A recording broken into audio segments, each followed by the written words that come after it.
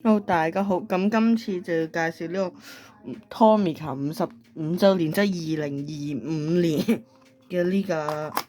新款警車啊！哇，係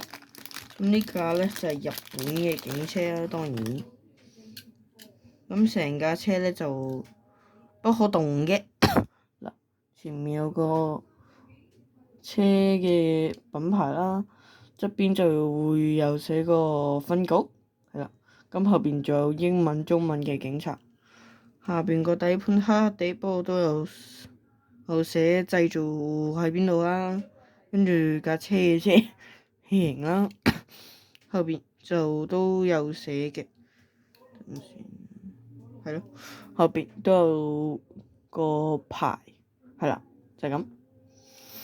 跟住呢邊啦，跟住上邊有個警燈，係啦，呢啲警燈都係咁嘅。好，呢條片就嚟到呢度先啦。